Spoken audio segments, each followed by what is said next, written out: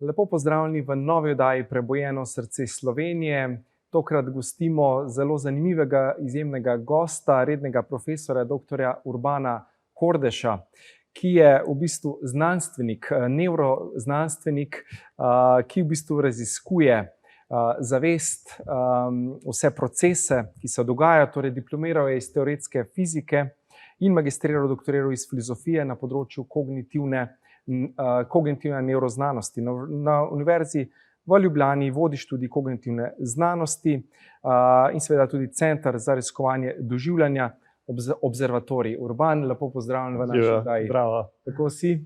Kar v redu, kar fajn. Ja. Malo me moti tole vreme, ker smo že upali, da bo poletje, zdaj pa je spet malo hladno. Tako ne. Ampak v redu.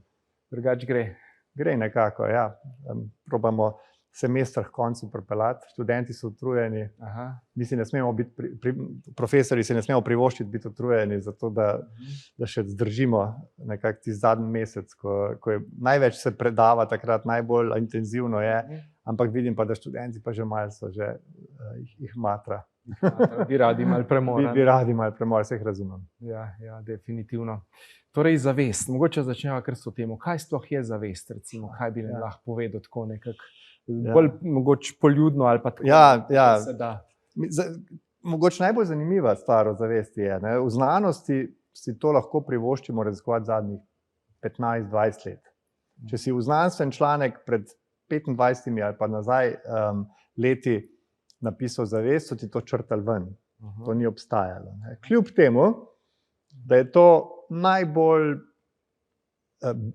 stvar, ki je najbolj intimno povezana z našim življenjem. Zavest je edino, v kar ne moramo dvomiti. Torej že to, da se sprašujemo, kaj je zavest, to je to, v čemer plavamo vsak dan. To je to, kar smo.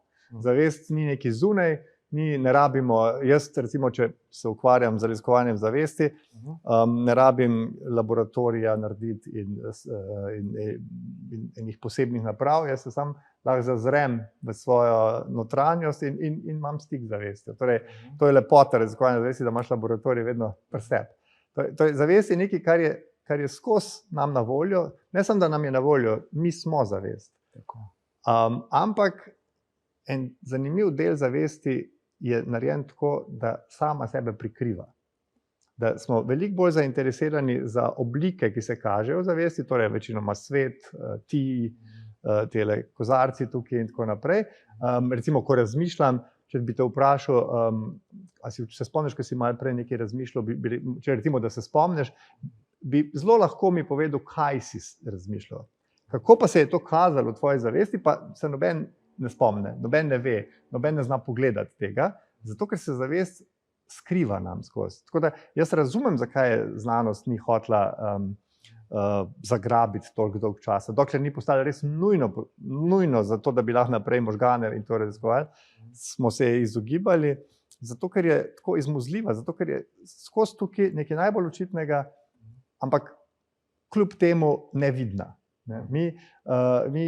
Če bi me kdo vprašal, kje si zdaj, kaj se dogaja, bi znal odgovoriti. Bi rekel, v studiu, pogovarjam se s prijaznim zdravnikom in tako naprej. Če bi pa rekel, kako to doživljaš, pa ne bi znal tega povedati. Mogoče kakšna čustva bi še znal, ostalo pa ne. Pozabljam, da to ni kozarc, ampak da je to ena moje doživljanje kozarca. Ne rečem, da obstaja tam zunaj res nek kozarc, prosim, to ni. Ampak vse, kar jaz imam dostop, je moja doživljanje, različne vrste doživljanja. Moje doživljanje telesa, moje doživljanje občutka sebe, ki se, recimo, če gremo v meditacijo, se potem to občutje sebi, jaz pa svet se včasih raztopita nekam. Moje doživljanje študija, to so vse doživljanja. Samo mi pozabimo, da je to doživljanje, mi kar rečemo študijo. Torej, zavest je nekaj, kar je skozi tle, v katero smo potopljeni, hkrati pa nam je nevidna na nek način. Ena taka stalna spremljevalka, ki pa nekako je zelo skromna in se ne kaže rada. Torej, naslov najine oddaje sva dala, ko mislim, da hodim po svetu, v resnici plavam v oceanu zavesti. Super. Ja, točno to. Kaj bi rekel mogoče na to temo? To je točno to, kar sem zdaj rekel. Da jaz imam tak občutek, da kar je res pomembno, so stvari. In jaz ne rečem, prosim, da niso pomembne stvari, stvari so zelo pomembne. Ampak jaz vem, da te stvari so zato, ker, torej, vidite, vem, Ko rečem vem, to je en del zavesti, ali pa mislim, da so, ali pa doživljam, da so, ali pa čutim, da so, vidim, da so. To so vse besede, ki odražajo vrste zavesti. Videnje, slišanje, doživljanje, čutenje in tako naprej. In to pozabljamo. Pozabljamo, da ves čas, ne glede na to, ali se sprehajam po ulici, ali sanjam, ali meditiram, ali vzamem psihadelike, ali gradim hišo, ves čas plavam v enem oceanu zavezanja. Ko neham plavati, sem brez zavesti, to je konc. Tako da tudi v sanjah plavam v oceanu. Smo v različnih stanjih zavesti. Ja, tako, različna stanja so. Kakšna so ta stanja? Mogoče višja stanja zavesti, mogoče kako zdaj nevroznanost to in mogoče kvantna fizika raziskuje, kaj zdaj govori o tem. Mistiki, duhovni modreci recimo tisočletja govorijo o nekih stanjih enosti, samospoznaje. Kako zdaj lahko znanost to dokaže, mogoče ali uvrže? Znanost ničesar ne zna dokazati. To je zelo pomembno, da razumemo. Znanost ima neke, se odloči nekaj raziskovati, potem si najde neke načine, kako to meriti ali pa opazovati, če se ne da meriti. In potem imamo ene hipoteze, kjer probamo reči, tole je pa zaradi tega, torej nekaj vzročnost probamo najti. In potem preverimo to hipotezo, ampak to še ne pomeni, da nismo jo dokazali.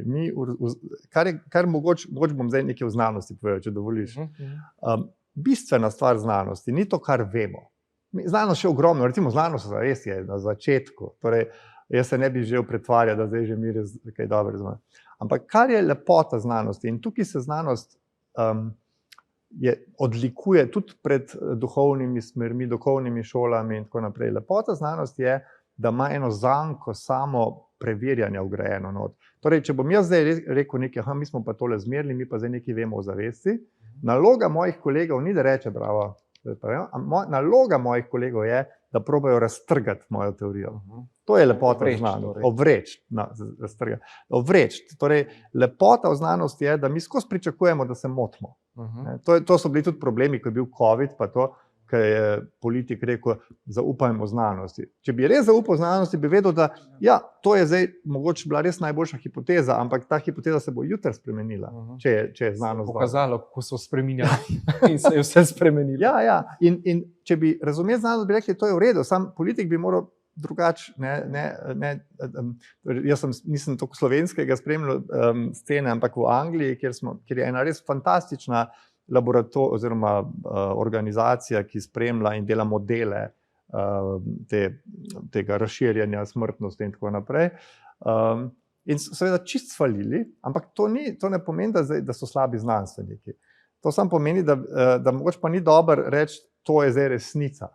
To je bil njihov najboljši poskus in v sekundi, ko se je videlo, da je ta poskus napačen, bi bilo treba odreagirati, ne pa ustrajati, pa probati zagovarjati to in tako naprej. In isto je na raziskovanju zavesti. Torej, zavest, še enkrat, je šele vstopila v znanost. Ampak vstopila je pa skozi velika vrata. Torej, ogromno ljudi se zdaj ukvarja. Nevroznanstvenik, jaz nisem ravno nevroznanstvenik, to moram povedati, pač probam združevati nevroznanost, psihologijo, umetno inteligenco, filozofijo in tako naprej. To je ena od delčkov. In nevroznanost, ampak nevroznanost zdaj na veliko se zanima zavest. Imamo ogromno enih teorij. Ne bi zdaj želel povedati, katera je zmagala, ker še nobena ni. Teorije so zelo nasprotne. Recimo eni bi rekli, zavest je nekje v možganih, ali pa moč celo v nekem posebnem delu možganov. Caudatus je en del možganov, ki je tak kandidat. Ampak te teorije so mogoče zdaj že malo pozabljene ali pa malo manj aktualne. Bolj seksi teorije trenutno so, da rečejo, zavest je v možganih, ampak se zgodi, ko se sinhronizirajo na prav način možgani. Ko se nekako znajo med sabo pogovarjati. To je to. Potem pa imamo še bolj eksotične teorije, kvantno-mehanske, kjer pa pravimo, saj mogoče, da je nekje znotraj glave, ampak v bistvu je to na kvantnem nivoju, torej na najmanjšem fizikalnem nivoju. Tam so eni procesi, ki so zelo čudni, ki so hecni procesi, ki jih ne razumemo čisto dobro, ali pa tudi, v bistvu jih razumemo zelo dobro, ampak če probamo v njih razmišljati, je to vse tako noro. In podobno je, če razmišljamo o zavesti, je tudi nenavadna žival zavest. In zato imamo ene, recimo Roger Penrose, ki je dobil Nobelovo lani nagrado, on pravi, ne, zavest je na kvantnem, na mikro nivoju. Ne. Pol pa še ena bolj filozofska teorija zavesti, ki je pa zadnje čase med znanstveniki zelo moderna, to pa je panpsihizem, ki pa prav, zdaj bom jaz to malo po svoje povedal, ampak mi smo samo neke antene za zavest ni v glavu. Ampak da mi imamo eno tako napravo, tako kot radio, recimo je naprava za neke elektromagnetne valove, ujet, ki so v zraku, ampak radio jih ujame, pa iz njih naredi nek zvok. Tako pa imamo mi zavestje povsod in možgani pa ujamejo nekako, ali pa mogoče ne možgani, mogoče srce, mogoče celo telo ujame to zavest in mi smo samo priključeni na neko kozmično zavest. To je pa panpsihizem, ki zveni zelo tako odštekano, ampak ogromno sodobnih znanstvenikov se podpiše pod panpsihizem. Ja, to jaz tako doživljam, no, tudi v svojih meditacijah, da smo res ta neskončna zavest, da smo povsod. To je zelo pogosta izkušnja. Imamo v Izraelu en laboratorij, ene Avive Berković-Ohana, čudovite znanstvenice, ki točno to dela, ki daje ljudi, ki so zelo že advanced, ki so že zelo napredni meditatorji, jih da noter v te skenerje. In pol jim reče, zdaj pa pejte v to stanje meditacije in merijo, kaj se zgodi v možganih, ko se ta občutek jaza zlije z vesoljem. Tako da to se zdaj že dela, to je resna znanost, počne take nore stvari. Smo imeli tudi profesor dr. Metko Ravnik, ki je Metka je mogoče prvo ali pa ona ni neuro, ona je bolj se z genetiko ukvarja. Molekularna genetika, epigenetika. Tako, in je pokazala, da se genska ekspresija zelo spremeni v meditaciji. Ja. Ona je tudi ena od pionirk tega pri nas. Izjemna duša, bom rekel. Odlično. Bova midva nadaljevala po kratkem predahu, tako da se vidimo čez nekaj trenutkov. Pozdravljeni v drugem delu oddaje Prebujeno srce Slovenije. Z menoj je krasen gost, redni profesor dr. Urban Kordež. Ja, Urban, kaj pa ta double slit experiment je že znana, dolgo število let. Jaz mislim, da v tem filmu What the Bleep Do We Know je bil pred leti zelo popularen. So ga predstavili, da naša zavest, naše opazovanje vpliva na rezultat, da je neki delec, da je nekje konkretiziran ali je val, kot recimo v kvantni superpoziciji, lahko na 3000 lokacij istočasno, mogoče kakšna beseda. Ja. Torej dvojna reža, eksperiment z dvojno režo, to je že zelo star eksperiment.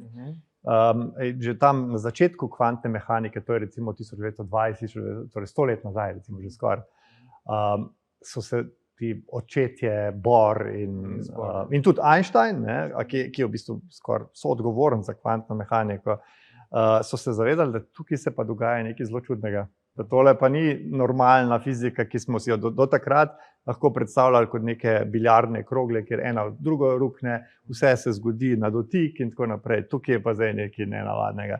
In ta eksperiment z dvojno režo je nekako dokončno razbil vse upe in Einstein sive lase delal,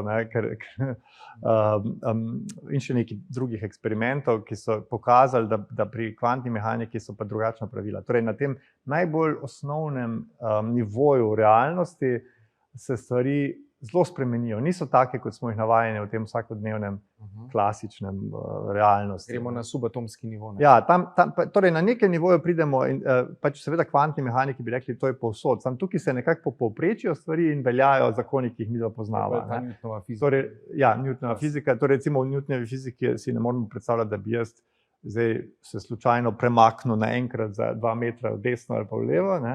Kvantni mehanik pa je to sicer zelo malo verjetno, ampak ni pa nemogoče. Tam je vse mogoče. Ni vse,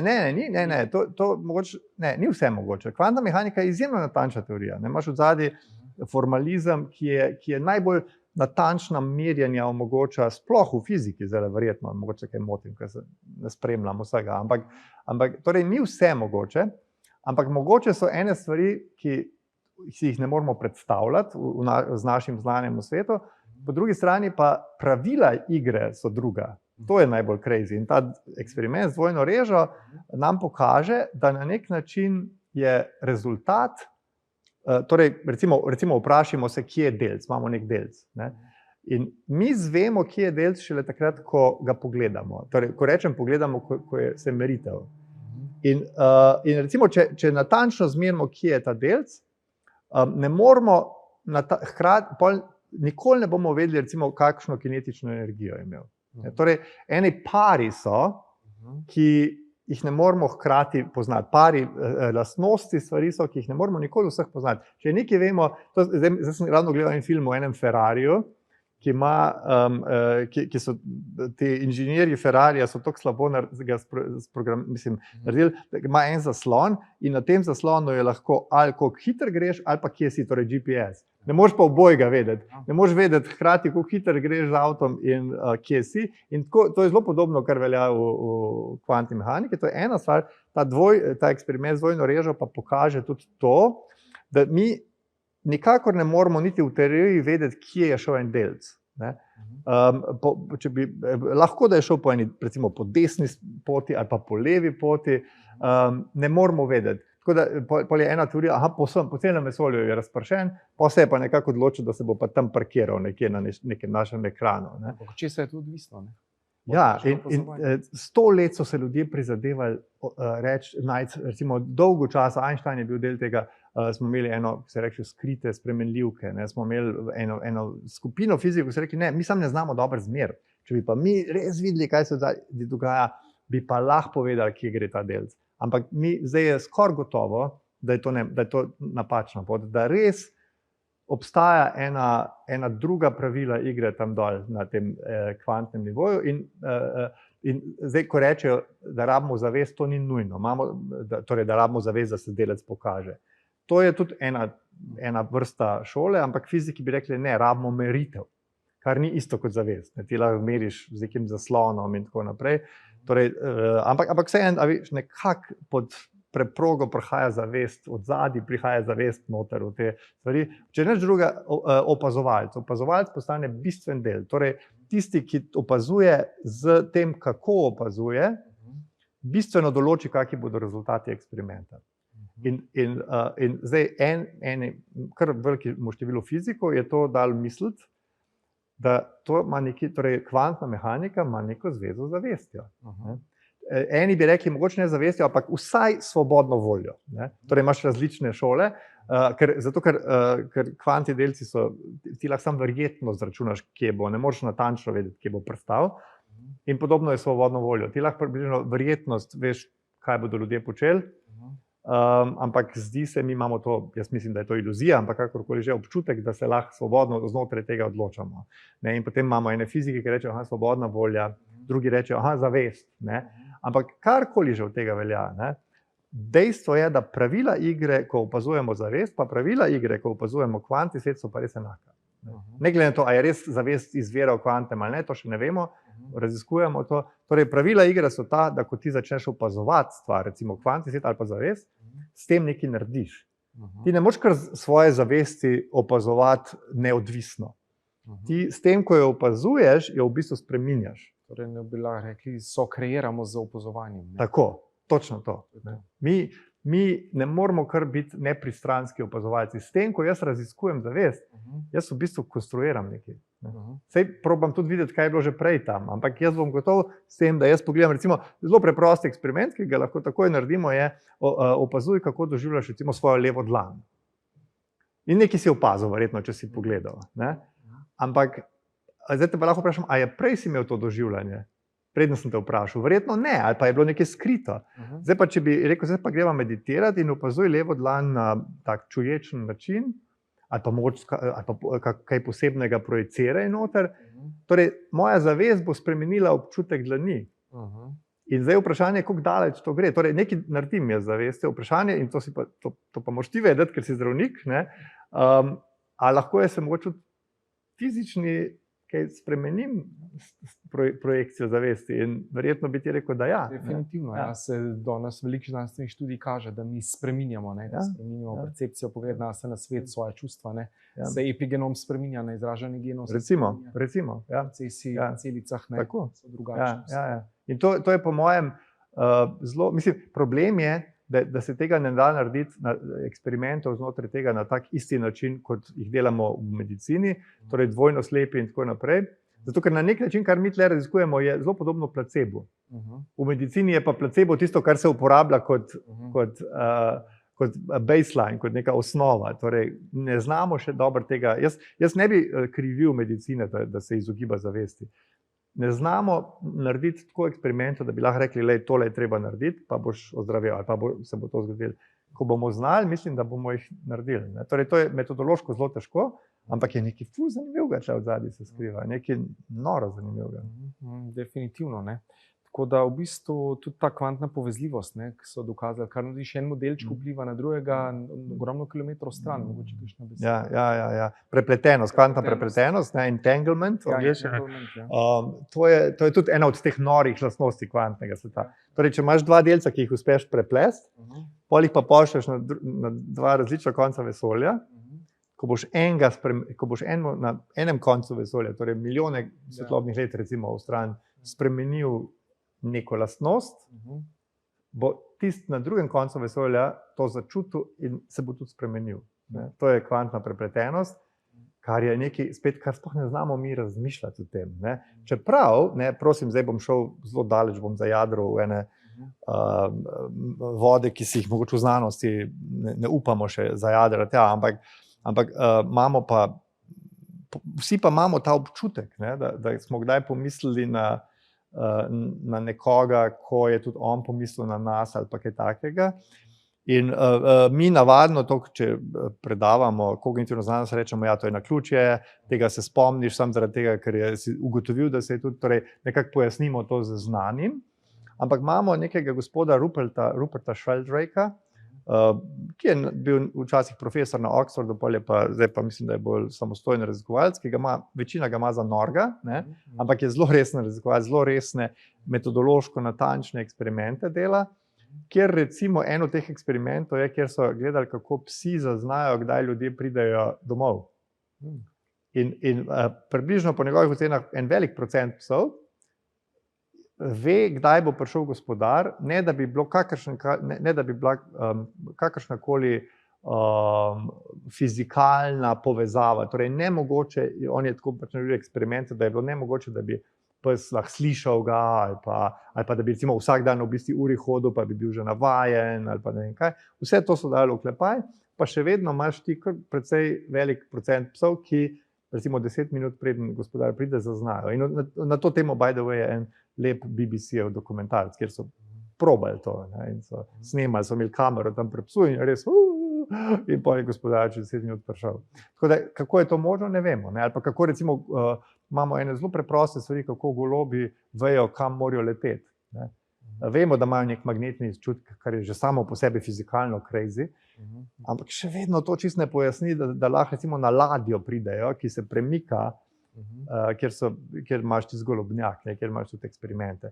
Torej, imamo ene indice, da mogoče res neka prepletenost tudi na nivoju zavesti, ki pa jih ne znamo se še čisto dobro lotiti. So te izkušnje enosti, te mistične izkušnje, ki jih... Ne, to je pa nekaj, mislim, ne vem, če je to nekaj drugega, ampak to je pa tudi ful zanimivo. Zdaj govorim samo to, da to so izkušnje povezave, ne, neke recimo telepatija, recimo, pomisliš nekoga, recimo. Jung je govoril o koincidencah, ne, o nekih neverjetnih hvala, ne koincidencah, sinhronicitetah. Hvala. Torej, to je to je tako malo diši po tem entanglementu. Po drugi strani ta enost, ne, pa tudi ima neke povezave, ne, na različnih področjih. Zdaj nočem vsega, ker recimo zelo smo skeptični, da bi zdaj to rekli, to je kvantna mehanika. Prosim, jaz osebno mislim, da vse teorije trenutne kvantne mehanike niso, kjer zavest prihaja, niso v redu, ne, ali pa še rabijo veliko dela. Dejstvo pa je, da ti recimo metodološka vprašanja so pa zelo podobna in jaz nisem edini, ki to pravi. Niels Bohr, ki je oče kvantne mehanike, je že napisal par člankov na to temo, kjer je rekel, on je rekel zavest, on je rekel psihologija, ne? Psihologija je zelo podobna kvantni mehaniki. Ne? To je torej 100 let nazaj, ko se je začela kvantna mehanika, je oče kvantne mehanike že to pogruntal. In lahko kasneje še malo o enosti. Ja, bova nadaljevala po kratkem predahu. Ja. Tako da nadaljujemo čez nekaj trenutkov. Pozdravljeni še v zadnjem, tretjem delu oddaje Prebujeno srce Slovenije. Z menoj izjemen gost, redni profesor dr. Urban Kordež. Ja, ostala sva pri tej enosti, ne. Mogoče ta povezava teh duhovnih praks različnih, ne, in pa znanosti. Kako zdaj znanost to v bistvu gleda na to enost? Kako je res povezano oziroma kakšna izkušnja iz tega področja? Zanimivo je, da na nek način se kognitivna nevroznanost, ne da bi to hotela, se zelo strinja z ugotovitvami, enimi ugotovitvami meditatorjev in ljudi, ki raziskujejo svojo zavest od znotraj. Namreč ta občutek sebstva, torej da jaz sem nekaj posebnega, da jaz sem neka entiteta, tega mi ne najdemo v možganih. Tega v možganih ni enega centra, to je pa zdaj self, sebstvo. Tako da na nek način se strinja, rečemo kognitivna psihologija, kognitivna nevroznanost, se strinja na tem nivoju z odgotovitvami, rečemo, teh ljudi, ki so se razsvetlili, ki rečejo, moj jaz ni več obstajal, jaz sem se čutil sam del vsega. Na nek način bi rekel, da znanost je zelo blizu temu. Sam seveda, ena stvar je, da ti teoretično rečeš, ja, saj res, saj te res ni, to je samo neka forma, ki jo ti, iluzija, forma, v katero ti verjameš, ampak druga stvar je pa to res vedeti, notranje vedeti, tako da o tem pa znanost še ve, kako bi do tega pripeljali. Čeprav se eni igrajo s nekimi čeladami, kjer električno stimulirajo možgane, da ljudje dobijo hece, ampak to je bolj, se mi zdi, stran pot. Tako da na nek način je tle neka povezava, kar je mogoče zelo pomembno, in jaz to skozi vpijem, ko poročam o svojih raziskavah, pa je zelo težko sprejeti mnogim ljudem, ki se ukvarjajo z svojim samoraziskovanjem. To, kar se te pokaže, ko meditiraš, recimo, ali pa ko vzameš halucinogene, ali pa psihadelike, ali pa včasih se zgodijo neverjetne izkušnje same po sebi, si v stiku, moliš v cerkvi in se zgodi. Dihalnimi vajami. Dihalne vaje, grof, recimo, in tako. Torej, različne poti so. In recimo, rečemo temu mistična ali pa religiozna izkušnje. Velikrat po teh izkustvih imamo občutek, zdaj pa jaz vem, kako realnost deluje. Kar je mogoče res, ampak to prenesti na vsakdanji svet ni nujno. To ni nujno res. Torej, jaz imam globok občutek, da imam svobodno voljo. Jaz verjamem, da to, da bom zdaj tam vzel malo vodice, je moja odločitev. Torej, ampak, če pa gledam logično ali pa nevrološko, pa v resnici jaz nimam nobene svobodne volje. To bi lahko našel neke impulze, ki so se nek potencial v možganih, ki se je sprožil in je potem, ki jaz nisem imel nobene zveze z njim. Torej, eno je, kak je moj občutek, in moj občutek je zelo pomembno. Problem je, da znanost je vsa ta leta rekla, to je samo tvoj občutek, to je brez veze. Ne, to je izjemno, to je moje življenje. Moj občutek svobodne volje mene vodi, razen, ko sem v eni meditaciji in ga izgubim self, takrat pa tudi nimam občutka, da se jaz kaj odločam. Ampak izven tega pa imam občutek. In isto pa velja tudi za mistična doživetja. Jaz imam lahko občutek, da sem se pogovarjal z nekim bitjem, če sem recimo vzel ayahuasco ali pa kaj takega. Ampak to ne pove nujno, da to bitje res obstaja. Lahko da obstaja, lahko da ne, ampak ni pa to dokaz, ker mnogi pridejo iz enega razsvetljenja in reče, zdaj pa jaz vem, kako je.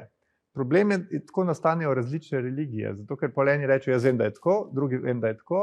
O tem je že slavni psiholog James pisal pred 120 leti. Ne smemo ekstrapolirati iz svojega izkustva v nekaj, kar velja za vse. Dajmo se zaenkrat zadovoljiti z mojim izkustvom, pa mogoče bomo našli ene skupne lastnosti, ki bojo pa tudi nekaj o svetu povedali. Torej, tukaj to je zelo pomembno obe strani. Prvič, znanost, da vzame resno izkustvo, ker to je vse, kar imam. Izkušnja je vse, kar je. Tako, izkušnja je vse, kar je.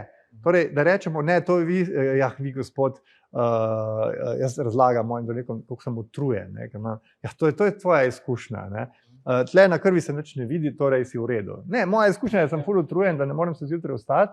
Torej, nekaj je tle, nekaj zelo pomembnega je tle. Ja, sploh objektivni svet obstaja ali je vse naša subjektivna percepcija in mi projiciramo iz naše zavesti, iz naše izkušnje ven v ta svet in doživljamo tako kot drugi. Jaz mislim, da je oboje res. Jaz si zelo težko predstavljam, da objektivni svet ne bi obstajal. Hkrati pa vem, da je vse, kar imam jaz na voljo, je zavest. Torej, jaz mislim, da bi morali mi iz obeh strani, vse, ko grem, zdaj bom šel ven, se bom usedel v avto in tako naprej, meni vse govori, da objektivni svet obstaja. Ampak hkrati, če pa dobro razmislim, če gremo eno meditacijsko pozo, vidim, da jaz vem to, da jaz to mislim, da jaz to verjamem. Torej, vse to so neke moje vrste doživeti, ne pa realnost. Ne. Tako da jaz verjamem, da obstaja zunanji svet, hkrati pa nimam nobenega zelo močnega dokaza. To je že Descartes pogruntal, ko je rekel, kaj lahko dvomim. Dvomi v vse. Ja, jaz lahko dvomim v to, da obstaja svet. Ampak jaz nimam, zelo dobro je, da verjameš, da obstaja, ko bo šel v trgovino, recimo. Tako da jaz mislim, da v obe strani bi morali se nekako biti bolj skromni. Jaz lahko odkrijem zelo nore stvari, ko grem v meditacijo, ampak ne bi želel tega drugim ljudem zdaj učiti, da zdaj pa jaz vem, kako njihov svet deluje. Po drugi strani pa znanost, pa lahko čudovite stvari o tem zunanjem svetu odkrije, ampak da na račun tega, pa zdaj bomo rekli, tisto pa kar si tam doživljaš, je pa brez veze, jaz mislim, da to je pa kriminal. Da ogromno enega duševnega zdravja se pokvari zaradi tega. Torej, obe mistiki ne bi smeli trditi, da zdaj vejo nekaj v realnem svetu in znanstveniki ne bi smeli v nič dajati doživljanja. To je moja nek balans. Poskus balansa. Najti, ne. Ja. Znana je ena taka zgodba, da recimo so bili domorodci, ki niso imeli percepcije, da ladje obstajajo. Potem so imeli začeli govoriti, ladje so in so jih postopno začeli videti. Je to res povezava v možganih, da so te nove nevromreže se vzpostavljale, da so oni videli to percepcijo preko oči? Kaj bi rekel na to temo? To ni zgodba, to je resnična dogodek, to je opis iz dnevnika ladijskega biologa, ki je dnevnike ful natančno pisal pri kapetanu Cooku, ko je potoval okrog, mislim, on ni vedel, kam gre, ampak kapetan Cook je imel, by the way, to je zelo zanimiva misija kapetana Cooka, ker on je, takrat je človeštvo začelo odkrivati pomen radovednega raziskovanja. To je bila izjemno draga misija in ves namen je bil, da bi izmerili razdaljo do Sonca. Torej, on je moral iti v Avstralijo pa zmeriti, ko bo šla Venera čez Sonce, pač neke parametre. Torej, to je bila misija njegova. Ampak on je do Avstralijo za zahodnega človeka odkril in tako. No, ampak on je imel še veliko astronomov, znanstvenikov, vojakov in tako naprej in enega biologa, ki je pisal. In ko so prišli do Avstralije, so parkirali par 100 metrov od obale in to je ogromna ladja in so bili prepričani, da aboriđini, ki so tam živeli na tem kontinentu, še nikoli niso videli česa takega. Ampak oni so se delali, so normalno vsakodnevno živeli, se delali, kot da ne vidijo te ladje. In potem počasi so jo, pa tako kot si rekel, počasi so jo pa vseeno in to on začudeno opisuje. In ta dogodek je zelo v skladu z sodobnimi teorijami možganov. Mi imamo zdaj ene sodobne teorije, kako delajo možgani in rečemo, možgani niso aparat za to, da bi videli, kaj je zunaj, ampak so aparat za ugibanje tega, kaj se bo zgodilo v naslednjem trenutku. In temu rečemo bayesianski možgani, prediktivno kodiranje. In možgani so po tej teoriji, ki je zdaj zelo priljubljena in meni se zdi zelo pametna, so ena mašina za napovedovanje naslednjega trenutka. Ampak napoveduje lahko samo tisto, kar poznajo. Torej, mi lahko vidimo samo to, kar poznamo. Mi mislimo, da vidimo svet tako, kot je. V resnici vidimo svet tako, kot ga mi pričakujemo. To so naši vzorci. Tako, exactly. Kar smo se naučili. Kar smo se naučili. Naše dosedanje izkušnje kreirajo pogled na svet. To danes ta seveda moderna znanost govori, da mi v bistvu spremenimo percepcije, lahko v bistvu tudi se pozdravimo, dr. Lipton, gotovo ga poznaš, etični biolog je zelo znan, ki v bistvu govori, kako naša percepcija vpliva na izražanje genov. In je dokazal to. Res že 67. kloniral celico na Stanfordski univerzi, medicinski fakulteti in je v bistvu dokazal, da se v različnih okoljih razvile v različne vrste celic. Torej, samo okolje je vplivalo, tako tukaj okolje vpliva na to, kaj mi vidimo. Ta genetika, zdaj jaz tega ne poznam, ampak obstaja pa en profesor Noble, Denis Noble iz, mislim, da Oxforda ali pa Cambridgea, ki zelo podobne stvari, ravno kar je šla ena njegova knjiga, ki pokaže, kako je okolje ful pomembno, ne, za to, kar smo prej mislili, da je sam genetska nek mehanizem, ki sam po sebi laufa. To je samo en delček. Vemo, da samo par procentov teh genetskih bolezni so ostale epigenetskega izvora. To pomeni, okolje vpliva na to izražanje, stres, toksini, hrana, vse, kar mi doživljamo. Vse živo, vse živo vpliva na nas. Torej, kaj zdaj sploh res? Kaj je res? Kar mi doživljamo. Jaz mislim, da je zelo dobro, da vzamemo za res svoje doživljanje.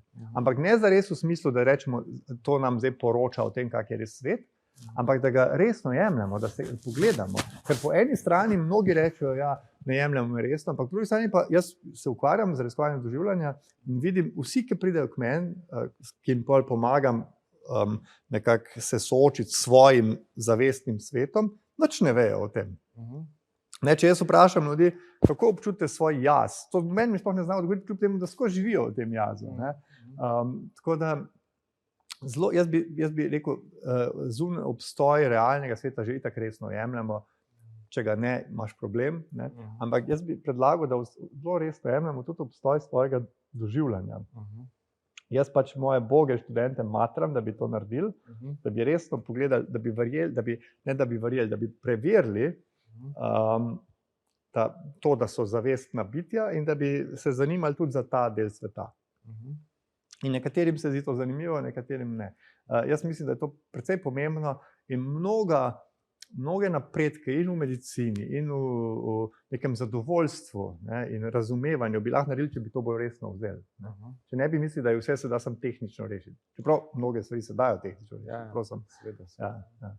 Okay, mogoče še za zaključek sva pri koncu, kakšna zaključna misel, mogoče karkoli bi želel še predati za naše gledalke, gledalce, glede zavesti, vsega, kar sva govorila. Zdaj, potem, ko sem se pogovarjala, mi je nekako, dialog je v bistvu razmišljanje. Jaz sem zdaj ugotovil, da to je neka srednja pot, ki se meni zdi zelo pomembna. Torej, resno je imati zavest, resno je imati doživljanje. Pogledati, se ozreti malo po svojem doživljanju. Mi imamo vsi nek plašč nevidnosti čez svojo zavest vržen. In potem mnogi, ko začnejo delati, so čisto šokirani, ko se odkrijejo. Meni se zdi, ne rabiš biti meditator, niti treba neke duhovnosti ukvarjati. Samo opazuj, recimo mi zdaj raziskujemo tavanje misli. Vsakodnevno tavanje misli, ko si ubijaš zobe, kaj. In v tem se noben tega ne vidi in potem, ko pa vidijo recimo neki zapiskov tavanja misli, so čisto šokirani. To sem jaz. To jaz 90% časa za tole porabim. Wow. In iz tega se vidi, kako si konstruiram odnose in svet in vse. Opazovalec, nekoder, da imaš eno kamero, ki te skozi spremlja, opazuje in kaj se dogaja. Ja, mi zdaj probamo narediti, da bi človek malo refleksije dobil do sebe. Probamo pomagati ljudem in nekaj iz tega se zavesti naročiti in jaz bi to priporočal, če lahko. Super. Skromno. Odlično.